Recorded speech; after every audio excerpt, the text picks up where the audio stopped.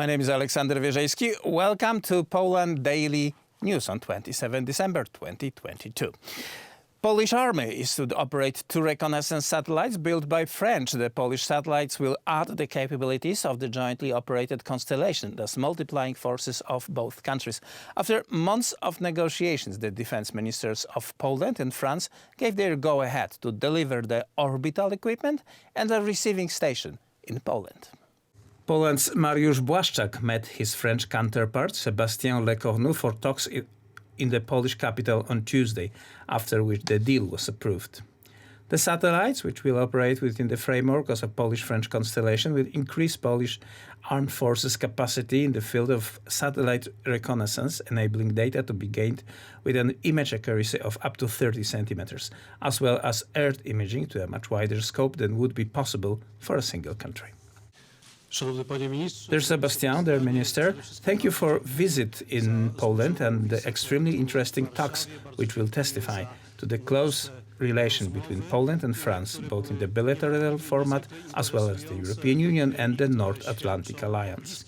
We had the opportunity to approve an agreement between the French European company Airbus and the Polish Army Armaments Agency to equip us with two reconnaissance satellites. This is an extremely important capability and opportunity to complement everything related to deterrence and early warning capabilities in both military and civilian dimensions. Vice-Premier ministre. Thank you, Minister, dear Mariusz. This is my first time in Poland, but it is worth to mention that the Minister of the Armed Forces of France has not been in Poland for 6 years. We have a rich program of activities for the year 23, and this will all be about security. I must emphasize that Poland and France are the countries of the European Union that do the most when it comes to strengthening the military. We have a lot in common from historical point of view, and nowadays we have many common views when it comes to security issues.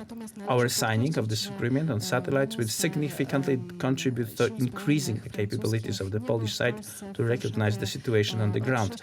The current situation shows how important it is for each country to be autonomous and independent in assessing the situation. Therefore, this is an important strategic project. Coal deliveries have started to almost all municipalities in Poland. Coal has not been received by about 20 municipalities for various reasons. Deputy State Asset Minister Karol Żabęda announced on Tuesday, as he added, deliveries have already been made to approximately 70% of the ordered coal. That means 794,000 tons of the approximately 970,000 tons ordered by municipalities under the law on distribution of coal by local governments had been delivered.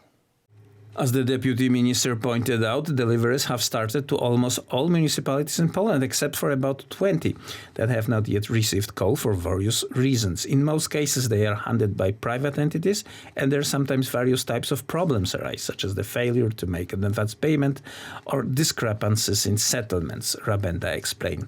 He added that the government is monitoring the situation all the time. If private entities do not fulfill the signed contracts for distribution, we will sign the contracts with other private companies, he said. We released 794,000 tons of coal from storage. To this must be added tens of thousands of tons released by the Polish mining group. The latter figure came to us later, so we will have later about the concrete data. So we have delivered about 70% of the coal ordered by the municipalities. For this week, we have a coal to collect on all working days and on weekends.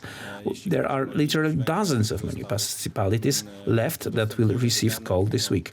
There are still 20 municipalities that have not picked up the coal due to minor formal problem. For example, the advance payment was not received somewhere. We are monitoring the situation. We have said from the beginning that for us the best situation is when the municipality is depth of the conversation with the companies. The law is written so that public entities have better conditions than market companies. As the Deputy Minister stressed, the last-minute logistics to the municipalities themselves are crucial. We have no indication that there are any disruptions with distribution from the municipalities to the residents, he said. As he pointed out, the situation with coal supplies varies from region to region. There are provinces where the new distribution is fairly easy. For example, in Pomerania, we have a port where coal is plentiful. In Kujawia, Pomerania, there is a large distribution point in Toruń. Silesia is naturally close to the mines, he explained. He added that there are provinces where the distribution network is sparser. There will be expanding this network as needed. The law on preferential purchase of solid fuel by household, municipalities, municipal companies and municipal associations stipulates that they can buy coal from importers for no more than 1,500 Polish zlotys per ton. The municipality may sell coal to residents at the price of no more than 2,000 Polish zlotys per ton. Coal at the preference price may be bought from the municipality by people entitled to a coal allowance. The limit is 3 tons. Sellers of this coal are entitled to compensation, the maximum limit of which for 2023 is set at 4.9 billion Polish zlotys.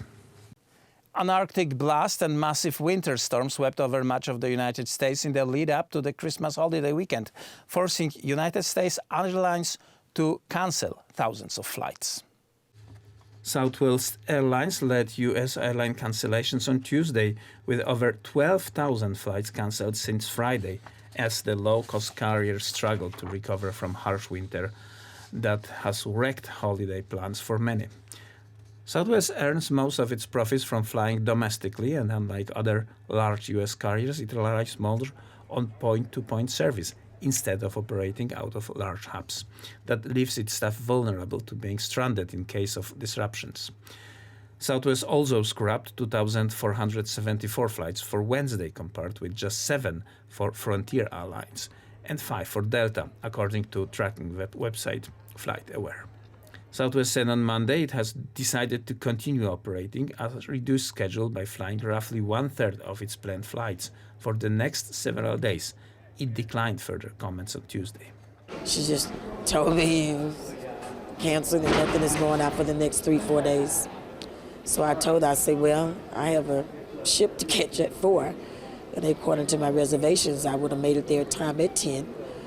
And she said, well, let me see what I can do. And of course, nothing. So I say, well, can you even at least see other cities that maybe we can connect or reconnect?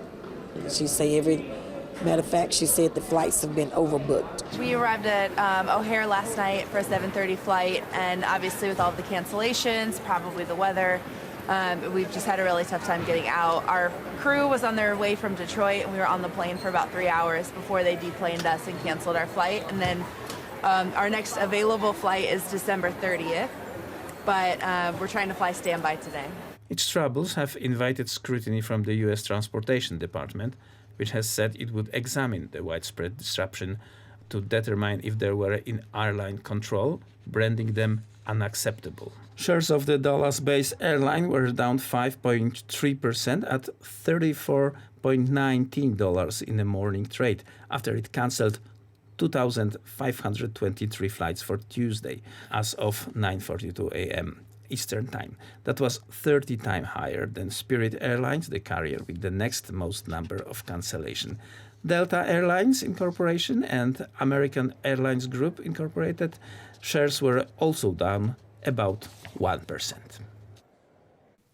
And now to the story of Russian attack in Ukraine and loss the country experiences each day, giving away its most precious treasure, the lives of young soldiers who die for their country. Ukrainian game designer Volodymyr Yezhov, who died in the fighting on the frontline city near the Bakhmut, was honored with memorial service in St. Volodymyr Cathedral in Kiev. Yezhov's brother, Vyacheslav Yezhov, said in a Facebook post that Volodymyr died on December 22nd. The commander of the unit in which Yezhov served said on Facebook that Yezhov died near Bakhmut, an eastern Ukrainian stronghold, where fighting has lasted for 5 months. He always cared about other people more than about himself. When in difficult circumstances, he always thought about how to ensure the safety of his unit. Mourners, including relatives, soldiers, guards of honor, and Kiev residents, filled the cathedral, laying flowers on Yezhov's coffin before it was wrapped in a blue and yellow Ukrainian flag. Jerzev was the father of two and, according to local media, was among designers of a computer game Stalker Clear Sky. That's the news for tonight. Tomorrow we'll be back at the same time.